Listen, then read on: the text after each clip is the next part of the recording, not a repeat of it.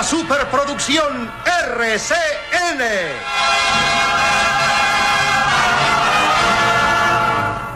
Calimán.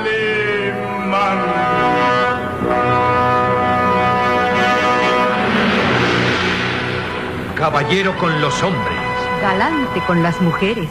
Tierno con los niños. Implacable con los malvados. Así es, Calimán, el hombre increíble.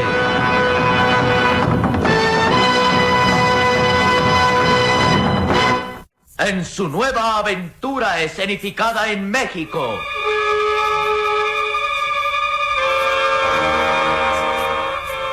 Los misterios de Bonampak.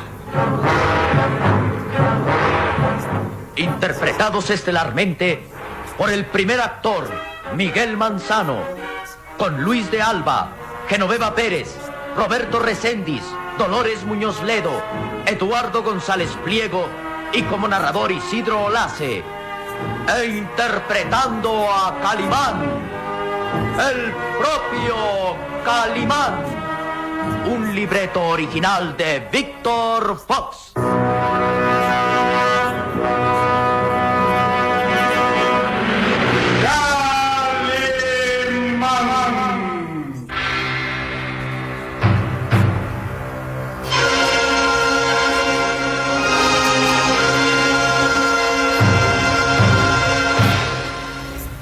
El capitán Scott y su ayudante Roscoe habían cometido su primer crimen.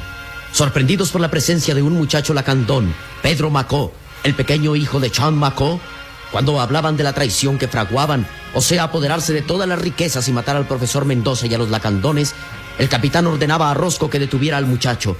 No podían dejarlo escapar después de que había descubierto sus planes. Roscoe lo había golpeado brutalmente hasta causarle la muerte y en complicidad con el capitán dejaban el cadáver oculto entre la maleza, pensando que si era descubierto, todos pensarían que había sido atacado por una fiera.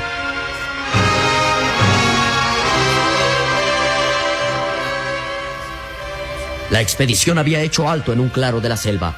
Chan Macó, como guía, escogía aquel sitio para pasar la noche y continuar al día siguiente la marcha hacia Yiku Hall. Era entrada ya la noche. Todos dormían plácidamente en las hamacas, tendidas alrededor de la hoguera que cuidaban dos nativos. El capitán Scott y Roscoe, pensando que su crimen no sería descubierto, descansaban tranquilamente. Pero el profesor Mendoza, inquieto al darse cuenta que Chan Macó no estaba entre ellos, había abandonado su hamaca y descubría al jefe lacandón en lo alto de una colina, inmóvil, con la mirada profunda y escudriñante, mirando hacia el cielo.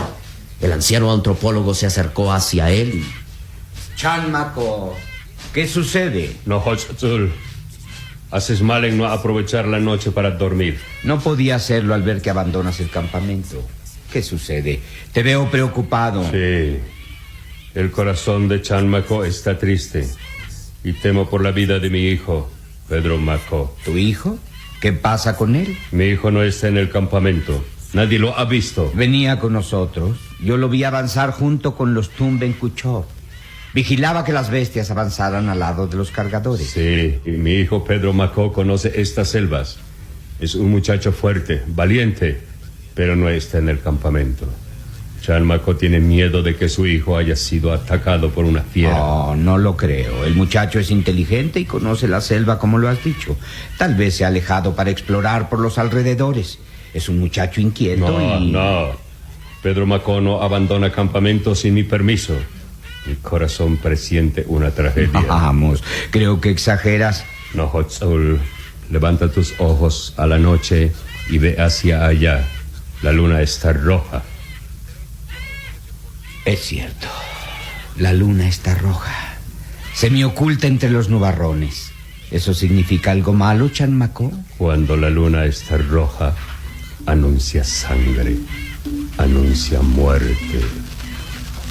Chan Macó tiene miedo de que su hijo Pedro esté herido o tal vez muerto. ¿Muerto? Alguna fiera lo atacó en la selva. Mi corazón me dice que mi hijo ha sufrido tragedia. En aquel instante, el profesor Mendoza recordó que esa misma tarde, cuando se preparaba el campamento, había descubierto que Roscoe traía las ropas y las manos llenas de sangre. Roscoe no había podido explicar el motivo de aquella sangre y el profesor tuvo un terrible presentimiento. Tal vez Roscoe había atacado al muchacho lacandón. La mirada escudriñante de Chanmaco lo hizo reaccionar. ¿Qué te pasa, Nohotzul? Estás pálido y tus manos tiemblan nerviosas. ¿Sabes algo de mi hijo Pedro? Chanmaco, no sé nada. Solo que me intranquilizo por tu hijo. Creo que sería oportuno que mandaras a varios hombres a buscarlo. Ahora mismo ordenaré... Espera. Detente, Nohotzul. Nadie tiene que buscar a mi hijo. Seré yo mismo quien regrese por el camino que avanzamos y buscar hasta encontrar la huella de mi hijo. Regresarás solo, pero tú sabes que estas selvas están plagadas de fieras. Puede ser atacado Chanmaco no tiene miedo al tigre ni a la serpiente. Chanmaco debe ir a buscar a su hijo. Buscarlo toda la noche hasta encontrar su rastro. Y oye bien, Nohotzul. Si mi hijo fue atacado por una fiera o por un hombre, Chanmaco buscará venganza. Matará a quien haya hecho daño a Pedro Maco. ¿Atacar a tu hijo un hombre? Pero... Nohotzul, recuerda mis palabras. Te dije que una noche antes de partir hacia acá, el pájaro traicionero de la noche había atacado a un pájaro ticú. Y eso significa que entre nosotros hay un traidor, un asesino. Un hombre blanco que ataca a traición a mis hermanos de sangre. Mi corazón me dice que mi hijo fue atacado a traición, pero Chanmaco encontrará su cuerpo y buscará venganza. La sangre se lava con sangre y la muerte se paga con la muerte. Hasta Sama, Nohotzul, que antes que salga el sol regresaré con noticias. Hasta Sama. Chanmaco, espera, no puedes ir solo, Chanmaco. Es inútil detenerlo. Presiento que su hijo ha sufrido un accidente y no descansará hasta encontrarlo. Quiera Dios y el muchacho esté a salvo. Quiera Dios y mis presentimientos no se hagan verdad. Pero creo que si el muchacho fue atacado, el único responsable será el Roscoe. Traía las manos y las ropas llenas de sangre. Ojalá y mis presentimientos no se hagan verdad. Chanmaco no perdonará a los asesinos de su hijo.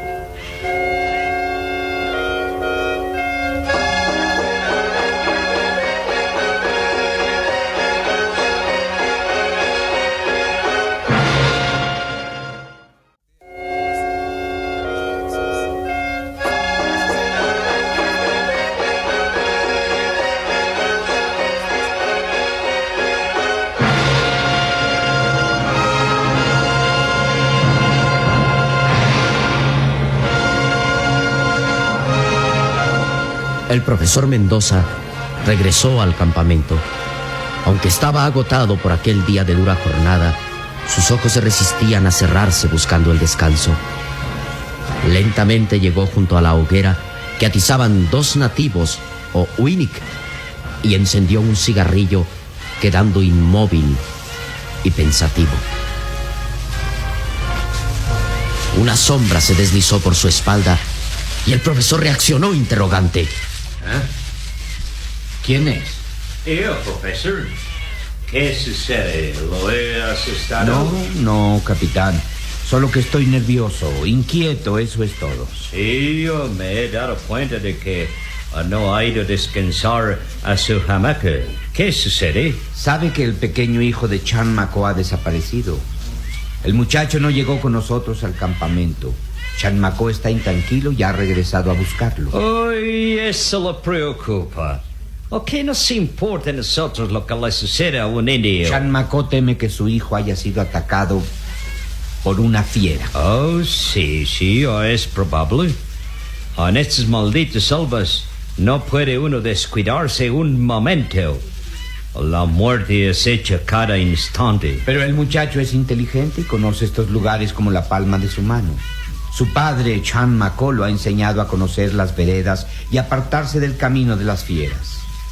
El muchacho es demasiado inteligente para que haya sido sorprendido por una fiera. Oh, las fieras son más inteligentes que el hombre. Pero aún así habríamos escuchado los gritos del muchacho. O tal vez no tuvo tiempo de dar la voz de alarma. Yo me di cuenta que iba muy rezagado en la caravana. Lo vi cruzar por un monte. Le grité tratando de convencerlo de que se acercara a nosotros, pero no hizo caso. ¿No escuchó usted nada más? Nada, por supuesto que nada. Capitán, aún no me ha explicado lo que significan esas manchas de sangre que traía en las ropas Roscoe. Roscoe afirma que trató de cazar un jabalí, pero eso es imposible. Me di cuenta que mentía. Tal vez usted pueda darme una explicación. Uy, yo no sé nada. Pero... La conversación se hace aburrida. Es demasiado tarde, ¿ya? Para estar aquí hablando de un muchacho indio que desapareció. Se trata de un ser humano. No lo considero yo así. ¿A quién le importa que un indio muere o no? Sigue usted despreciando a esta gente. Naturalmente son como bestias de carga que están condenadas a servir al hombre blanco. Se equivoca, capitán. Son seres humanos, como usted, como yo. Y no debe usted menospreciarlos porque... Oh, bien. Piense usted lo que quiere, que no deseo enfrascarme en una discusión inútil.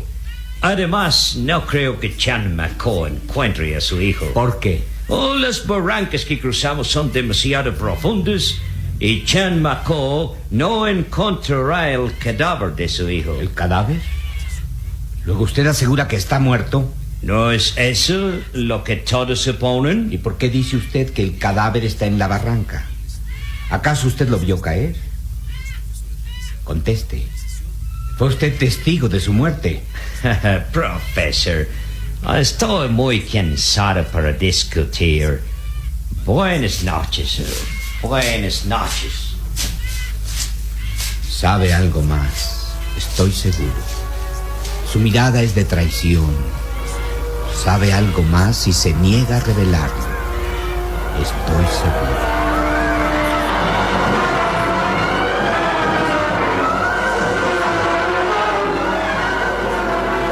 Chan Maco regresaba por el camino andado aquella tarde. Todos sus sentidos, asombrosamente desarrollados, lo hacían guiarse por el sitio exacto que habían recorrido. Chan Maco avanzaba buscando rastros. Su instinto de rastreador y cazador lo hacía descubrir hasta las más insignificantes huellas del paso de la caravana. Habían transcurrido varias horas de aquella búsqueda. Respiraba fatigado, como un tigre que busca la huella de sus cachorros.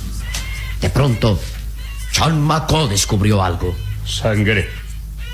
Sangre roja embarrada en estas piedras. Y se ven huellas de lucha. Chan Maco descubría manchas de sangre, resecas sobre las rocas. Observaba con detenimiento huellas perfectamente marcadas sobre la tierra, ramas aplastadas. Era el rastro de dos hombres que habían luchado a muerte. Este es el rastro. Este es. Chan Maco avanzaba, arrastrándose entre la maleza. Luego descubría un pequeño amuleto. Un cordón con un colmillo de jabalí. Sí, el amuleto que mi hijo Pedro traía en el cuello. Es él. Es él.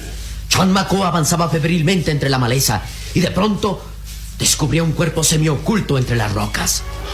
Pedro. Pedro. Hijo mío. Muerto. Muerto. Atacado cobardemente. Muerto.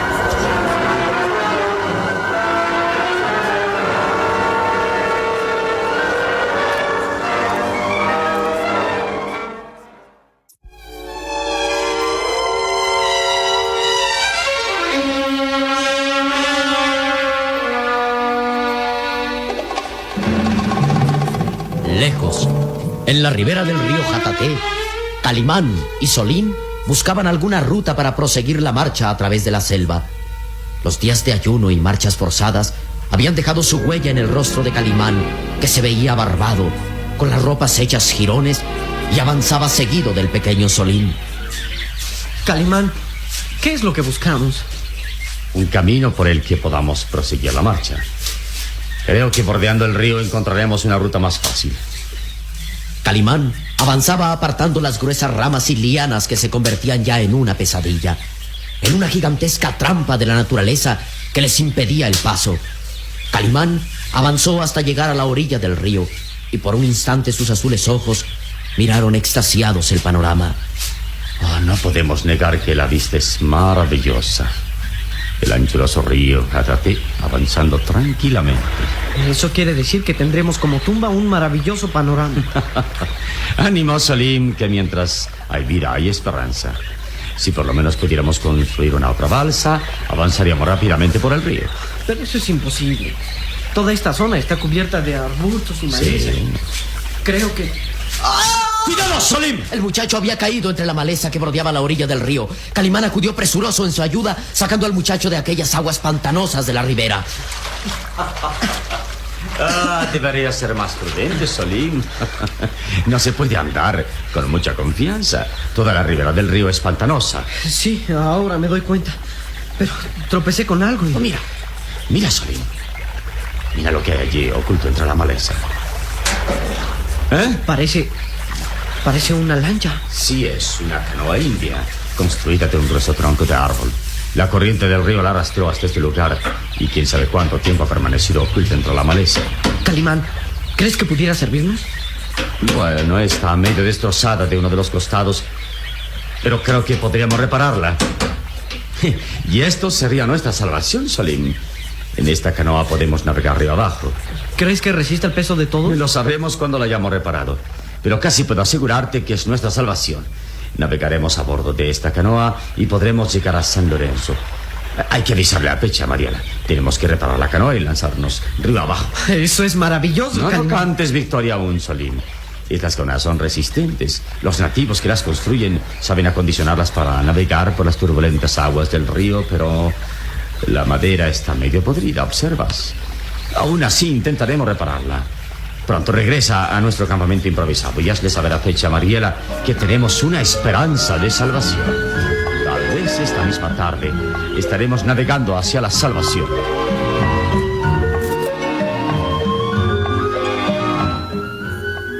Y en el campamento del profesor Mendoza se hacían los preparativos para proseguir la marcha. Los Tumban Kuchov o cargadores se encargaban de alistar a las bestias de carga que llevaban sobre sus lomos comestibles y aparatos científicos. Los nativos, llamados Winnick, habían levantado ya el campamento y recogido las hamacas. Los guías lacandones permanecían inmóviles, planeando en mente la ruta que habrían de seguir. El profesor Mendoza estaba con la vista fija hacia el sinuoso sendero por el que la noche anterior Chan Maco había regresado en busca de su hijo. El capitán Scott se acercaba a él.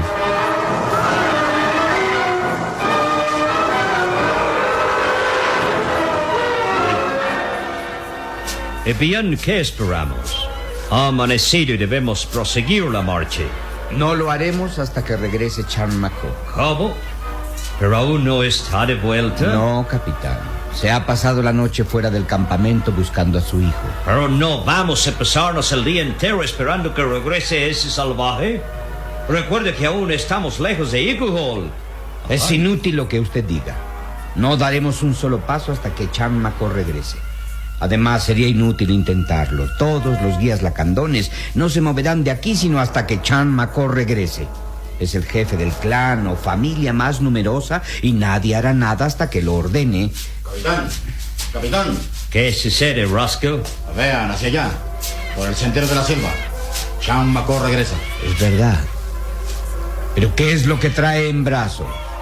Trae un cadáver entre sus brazos.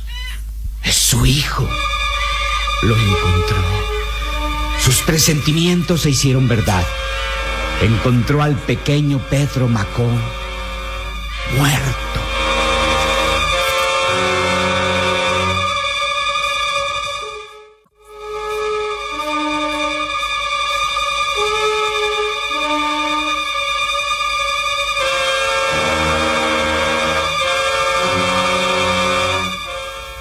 Chan Maco avanzaba lentamente hacia el campamento, su recio cuerpo bañado en sudor, su mirada fría y penetrante, y sosteniendo entre sus brazos el cadáver de su hijo Pedro, cubierto de sangre.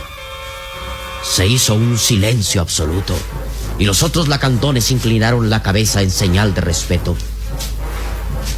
Chan Mako avanzó lentamente con el cadáver de su hijo en brazos, hasta situarse en el centro del campamento. En su rostro cetrino se podía observar un gesto de rabia y rencor. El profesor Mendoza se acercó a él. Chan Mako, ¿qué ha pasado? Encontré a mi hijo. Pronto descubrí un rastro de sangre entre la selva. Mi corazón decía la verdad. Mi hijo fue atacado cobardemente. Lo destrozaron hasta matar su cuerpo. Lo atacó una fiera. Sí, una fiera. ¿Un tigre? ¿Un jaguar? No, el tigre y el jaguar destrozan los cadáveres de sus víctimas. Mi hijo no tiene huellas de tigre ni de jaguar. Pero has dicho que fue una fiera. Sí, una fiera rabiosa, la más temible y traicionera. El hombre. Chan Mako se postró de hinojos con el cadáver de su hijo en brazos y quedó ahí, como en oración callada. El profesor Mendoza se alejó dirigiéndose hacia el capitán y Rosco, que miraban impresionados la escena, y tomando bruscamente de la ropa a Rosco, interrogó quedamente. Rosco, tú fuiste, ¿verdad? No mientas. Sé que tú mataste al muchacho. Cálmese, profesor. Tú fuiste, ahora lo veo en tus ojos. Por eso ayer estabas manchado de sangre. Tú eres el asesino.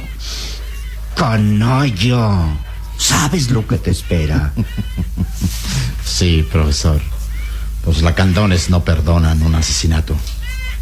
Y usted hará bien en callarse de una vez.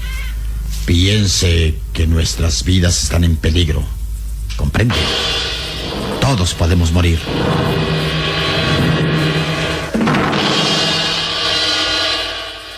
¿Se hará cómplice de aquel cobarde crimen el profesor Mendoza? ¿Qué hará Chan Mako para vengar la muerte de su hijo? ¿Y Calimán y sus amigos escaparán al fin de la selva lacandona?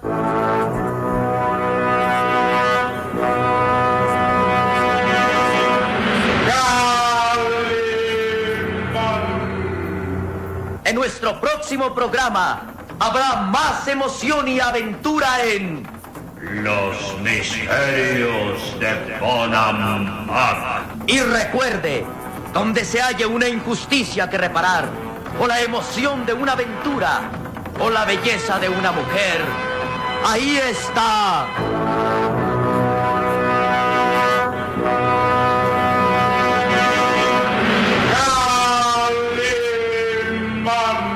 el hombre increíble. Esta fue otra radionovela estelar de Producciones RCN realizada por Alfa. Escúchela de lunes a sábado a esta misma hora por RCN.